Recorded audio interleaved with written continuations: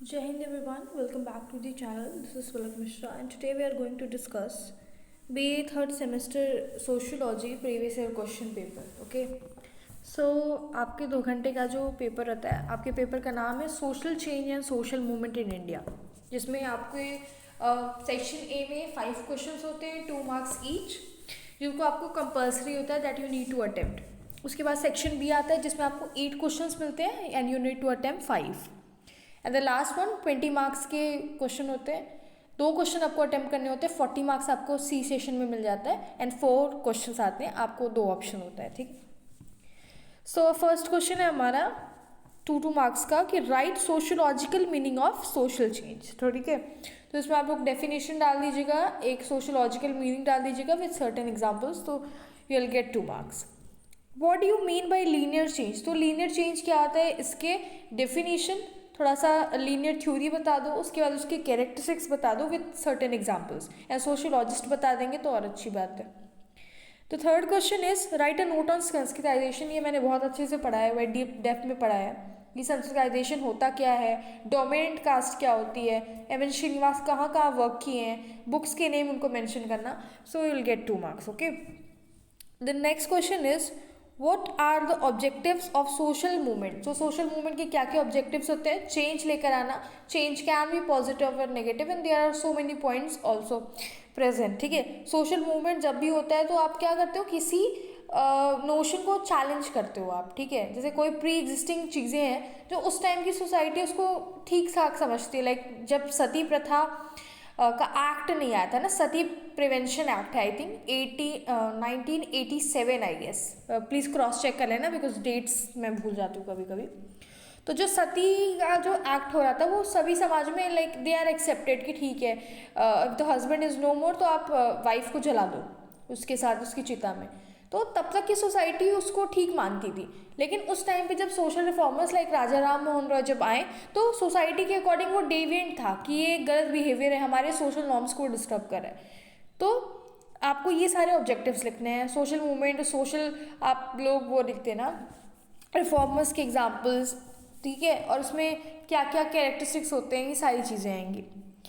What you understand by women's activism. तो women's activism को बता देना, इसको लिंक कर देना विद सर्टन फीमेल एक्टिविस्ट. ठीक है, एंड कुछ मूवमेंट्स दे देना जो कि लीड कर रहे होंगे, जो भी आप लीडर लिखना वहाँ पे, तो आपको 2 मार्क्स आराम से मिल जाएंगे. ठीक है, इसमें मैं आंसर नहीं बता रही हूँ, ना ही आंसर करवा रही हूँ, जस्ट लाइक मैं आपको प्रीवियस ईयर क्वेश्चन पेपर दिखा रही हूँ कि किस तरीके से आपको लिखना है, एंड सिंपल सिंपल ऐसा ऊपर से बता दे रही हूँ because already this topics are already covered on my YouTube channel. Okay, तो फिर आप देखिए सेक्शन बी आ जाता है जिसका पहला क्वेश्चन है what do you understand by cyclical and linear pattern of social change. मतलब मैंने 2 पेपर एनालाइज किए, 2-3 पेपर, उन सब में cyclic theory and linear theory आ ही रही थी. ठीक है, तो आपको साइक्लिक थ्योरी लिखना है, फिर लीनियर थ्योरी लिखना है, सोशोलॉजिस्ट उसके लिखने हैं, डेफिनेशन लिखनी है, कैरेक्टरिस्टिक्स लिखने हैं, कहाँ कहाँ वर्क किया था with books name and examples also. Okay.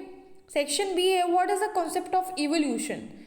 तो एवोल्यूशन क्या है, डेफिनेशन, उसके कैरेक्टरिस्टिक्स फीचर्स क्या है, उसके बाद ये टर्म कौन पहली बार लेकर आया. ठीक है, एंड ये सोशियोलॉजी में कौन लेकर आया.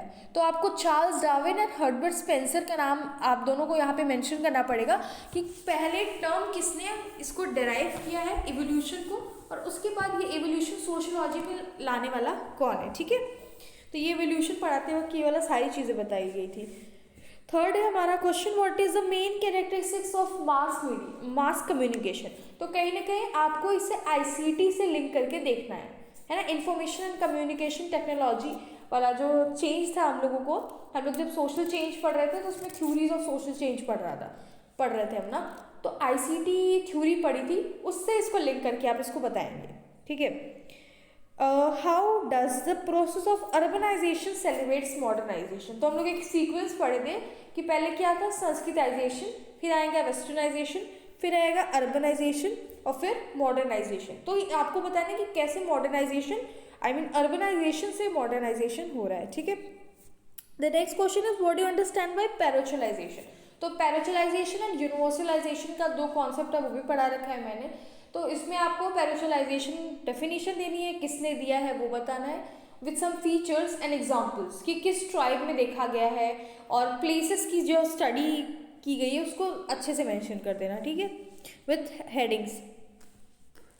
अब हमारा है what you understand by social transformation, ठीक है। तो बेसिकली जब चेंज ऑफ स्ट्रक्चर बोलते हैं तो that means it is transformation. तो आपको change in structure, change of structure वाले कॉन्टेक्स्ट में ही आपको लिखने के लिए दे रहा है, बट इन अ डीप, ठीक है। The next one is explain any 3 objectives of labour movement. So हम लोगों ने बहुत सारे सोशल मूवमेंट पढ़े थे, इवन लेबर मूवमेंट तो बहुत अच्छे से डिस्कस किया था कि क्या क्या हुआ, कौन कौन से यूनियंस बने, एंड लेबर मूवमेंट में लीडर्स कौन कौन आए, एंड ठीक है। कभी कभार ऐसा होता है ना कि हम पीजेंट को लेबर समझ लेते हैं, अटेंशन में तो होता ही है दिमाग, तो यूजुअली वी यूज टू से दिस कि मैं तो लेबर्स ही तो होते हैं, क्योंकि हम लोगों के जुबान पे वो चीज़ होती है कि somebody is working somewhere, fields में वर्क कर रहा है कहीं पे, तो लेबर है, मजदूर है ना। बट यहाँ पे लेबर इंडस्ट्रियल लेबर हो गया, जो कि स्ट्रगल कर रहा होगा, जिसको कन्फ्लिक्ट हो रहा होगा अपर क्लास से।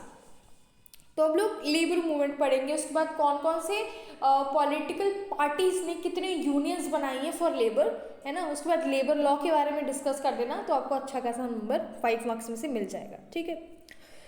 What is the need of environment movement in present. तो आपको बताना है पहले तो इन्वायरमेंटल मूवमेंट बता देना डेफिनेशन, उसके बाद आप लिखना कि व्हाट इज इन्वायरमेंट, ठीक है, इन्वायरमेंट होता क्या है, इंपॉर्टेंस लिखना है यहाँ पे, और फिर बताना नीड के आखिर क्या क्या ज़रूरत है।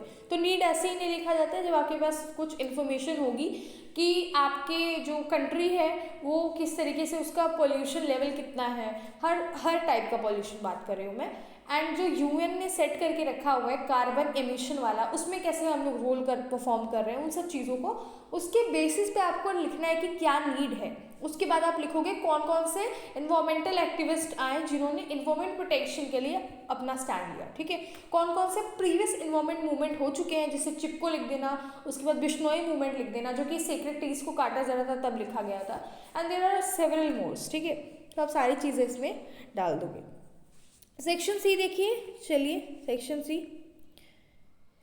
तो फर्स्ट क्वेश्चन है what do you understand by development. तो आपको डेवलपमेंट लिखना है, again explain the basic characteristics of development. तो इतने में ही रुक नहीं जाना है हम लोगों को, पहले हम लोग डेवलपमेंट डिफाइन करेंगे, फिर डेवलपमेंट चेंज इन स्ट्रक्चर है कि चेंज ऑफ स्ट्रक्चर है, ठीक है, किस किस डोमेन में डेवलपमेंट देखा जाता है ये लिखेंगे। उसके बाद हम उसके कैरेक्टरिस्टिक्स को डिस्कस करेंगे विद सर्टेन एग्जाम्पल्स। तो अगर आप जैसे अभी आप सोशियोलॉजी पढ़ रहे हो तो आपको बुकिश लैंग्वेज की ज़रूरत नहीं है, आपको थोड़ा अपने सराउंडिंग अफेयर से थोड़ा सा कनेक्टेड रहिए, ताकि जैसे इस तरह का क्वेश्चन जब भी आता है ना, तो जब आप डेटा लिखोगे तो क्वेश्चन बहुत ही अच्छा लगेगा, देखने में भी बहुत अच्छा लगेगा। जैसे मैंने वोकेशनल का एक पेपर देखा था जिसमें FCRA के बारे में पूछा था, NGO का पेपर, ठीक है। तो FCRA के पेपर में जब आप लिख कर आओगे कि जो अमेंडमेंट हुए हैं एक्ट में, कि पहले कौन सा एक्ट था, फिर 2010 में कैसे हुआ, कब आया, एक्चुअल रीज़न क्या था इसको अमेंड करने का, कौन कौन सी प्रॉब्लम्स क्रिएट कर रहे थे NGO, तो आपका आंसर बेटर लगेगा, ठीक। Define westernization and explain its effect on Indian society. तो बताओ कैसे वेस्टर्नाइजेशन इंडियन सोसाइटी को अफेक्ट कर रहा है। तो वेस्टर्नाइजेशन में हर चीज़ आ जाती है, कैसे आपका रहन सहन, खान पान, कपड़ा, सब कुछ बदल जाता है। ग्लोबलाइजेशन उसके हाई लेवल पर आता है, ठीक है। तो जैसे वेस्टर्नाइजेशन मैंने पढ़ाया था, तो वो थोड़ा मॉडर्नाइजेशन में आइडियोलॉजी देखने को मिलती है, एंड वेस्टर्नाइजेशन में लोगों को हल्का लिबरल हो जाते हैं लोग, एजुकेशन फॉर ऑल हो जाता है यहाँ पे। जो ब्रिटिशर्स है वो लीगली किस तरीके से जो सोशल नॉर्म्स है उसको तोड़कर आगे बढ़े, तो that is connected with the British impact. तो MN श्रीनिवास भी यही बोलते हैं कि westernization means the impact of Britishers on India. उसको डिफाइन करके एग्जाम्पल्स करंट सिनेरियो में लिखना, ठीक है। मुझे लगता है मैंने अपने PPT में केस स्टडी भी इंक्लूड की है, तो आप उसको देख लीजिएगा, एंड यहाँ पे जब आप आंसर लिखना तो केस स्टडी डाल देना कि किसने कौन सा केस स्टडी किया है, क्या पाया किस पर्टिकुलर एरिया में, लाइक रिसर्च टाइप कह सकते हो। The third question is explain the role of social movement in burning social change. तो बर्निंग सोशल चेंज का मतलब क्या हो गया, जब हम बर्निंग टॉपिक लगाते हैं या बोलते हैं इट इज़ अ बर्निंग, तो इसका मतलब होता है जो करंट का जो स्टेटस है उसकी बात करें कि जो चर्चित विषय है सोशल चेंज जो हमारे इंडिया में देखने को मिल रहा है, वो कैसे सोशल चेंज का रोल जो होता है इसमें क्या है, मतलब what is the role of social change, इसको आपको एक्सप्लेन करना है। आई मीन सोशल मूवमेंट किस तरीके से इम्पैक्ट डाल रहा है सोसाइटी में एंड कैसे सोशल चेंज हो रहा है। जैसे आप एक मैं एग्जांपल देती हूँ, जैसे LGBTQ मूवमेंट हो रहा है, ठीक है। तो जब आप लोग अभी तो 4th सेमेस्टर में आ गए होंगे, तो लाइक अगर आप 3rd सेमेस्टर के हो तब तो 3rd सेमेस्टर वाला ऑफकोर्स ये वीडियो देखेगा, बट व्हाट इफ कि you are revising your previous thing, तो जब आप डेविएंट पढ़ोगे ना तो आपको पता चलेगा कि क्या क्या चीज़ें हैं जो पहले सोसाइटी में एज अ पाप की तरह देखी जाती थी, but now it is accepted ना। तो जब आप डेविएंस एंड क्राइम पढ़ोगे तो थोड़ा सा आपको समझ में। अभी एग्जांपल ले लो, जैसे इंडिया में पहले LGBTQ का कोई नामो निशान नहीं था, ठीक है। People are influence from different foreign countries and European countries से वो लोग बहुत इंस्पायर हो गए। यहाँ पे मैंने एक वीडियो देखी थी, like I respect LGBTQ, right, those who are, तो भाई मैं क्या करूँगी, दे आर वॉट एवर भगवान ने बनाया। तो वो लोगों की पहली आइडेंटिटी नहीं थी, ठीक है। एंड इंडिया में उनको साथ में रहना तो बिल्कुल ही अलाउ नहीं था, टिल नाउ इनके पास मैरिज का राइट नहीं है, they are fighting for it, but it is not even today, it's not possible, because जैसे आप कुछ भी चेंज करते हो ना तो आपको पूरे हिंदू मैरिज एक्ट में चेंज लाना पड़ेगा, ठीक है। एज अ सोशियोलॉजी स्टूडेंट आपको क्रिटिकल सोचना है, तो आप सोचो कि पहले LGBTQ का बिल्कुल कुछ भी नामो निशान नहीं था। फिर नास फाउंडेशन ने उन्हें ये चीज़ दिलवाई कि लोग LGBTQ की भी एक अपनी आइडेंटिटी होनी चाहिए। आई होप आपको नास फाउंडेशन का स्टोरी पता हो। नास फाउंडेशन एक NGO है, ठीक है। उन्होंने क्या किया, जब वो ट्रैवल कर रही थी उनकी ओनर आई गेस, तो उन्होंने देखा कि फ्लाइट की जो टिकट है एयर इंडिया, तो वो एयर इंडिया में जो बैठने के लिए फिल कर रही थी, तो उन्होंने देखा कि सिर्फ मेल एंड फीमेल सेक्शन ही है, there is no section for transgender. तो उन्होंने देखा कि यार ये तो बिल्कुल गलत है, यहाँ पे आइडेंटिटी ही नहीं है। तो फिर उन्होंने एयर इंडिया पे केस फाइल किया। उसके बाद सुप्रीम कोर्ट ने ये चीज़ अलाउ की है कि नाउ 3rd जेंडर भी आएगा इसमें। तो जैसे अब आप कोई भी फॉर्म भरते हो तो there is a column of 3rd gender, whatever you are, like lesbian, gay, transgender, bisexual, Q, कुछ भी। तो इन सभी चीज़ों के लिए क्या है, एक ऑप्शन मिल गया है, तो आइडेंटिटी मिली। उसके बाद जो है फिर ये लोग फाइट किए कि we want to live together, ठीक है। If I am a gay I want to live with a gay, if I am a lesbian I wanted to live with a girl lesbian. तो इसने LGBTQ जो लोग थे उन्होंने protest किया, like उन्होंने अपने राइट के लिए फाइट किया।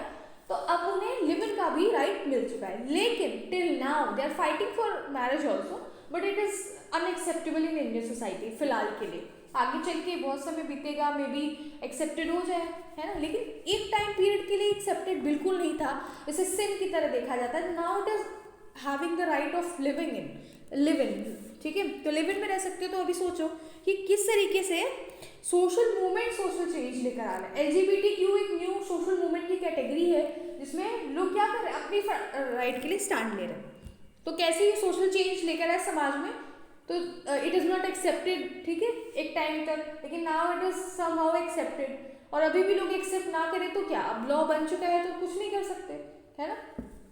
देखो लास्ट क्वेश्चन देख लो, इसी तरीके से आप इसे लिखिएगा, हर सोशल मूवमेंट को डिफाइन करके लिखेंगे तो बहुत अच्छा लगेगा। फिर analyse the cause and consequences of Dalit movement in India. तो दलित के कितने दलित किसने बोला, इससे पहले अनटचेबल से उन्होंने किसने टर्म दिया, एंड उसके बाद सुप्रीम कोर्ट के अकॉर्डिंग इनका क्या लीगल टर्म है, गांधी जी ने इन्हें हरिजन बोला था, और किसने ये जो टर्म दलित को पर्टिकुलरली दिया। इस तरह की चीज़ों से शुरुआत करना, फिर बताना कि दलित मूवमेंट है क्या, फिर उसके कॉज बताना एंड कॉन्सिक्वेंसेस बताना, ठीक है। इससे आपकी राइटिंग बहुत ही ज़्यादा, आंसर राइटिंग के लिए बता रही हूँ कि आपकी आंसर राइटिंग बहुत ही ज़्यादा इंप्रूव हो जाएगी एंड यूनिवर्सिटी में आपको मार्क्स अच्छे मिलेंगे। अदरवाइज पैरा लिखना है तो फिर वो भी आपको जनरल मार्किंग में देगा ना, because the examiner do not have any time to waste on your copy. उसको तो हर कॉपी के पैसे मिलते हैं, तो वो क्यों चाहेगा कि मैं एक एक पन्ना पढ़ूँ बच्चे का ना, वो खुद ही स्किप कर देता है, भाई चलो तुमने लिख दिया मतलब तुम्हें कुछ नहीं आ रहा, कहानी लिखो, गाना लिख दियो करके, ठीक है। Okay, so thank you so much guys, I hope आपको समझ में आया हो। एंड अगर आपको कोई भी टॉपिक की वीडियो चाहिए सोशियोलॉजी से रिलेटेड, तो आप प्लीज़ मुझे कमेंट करिएगा, I definitely made for you all. Okay, thank you so much and जय हिंद।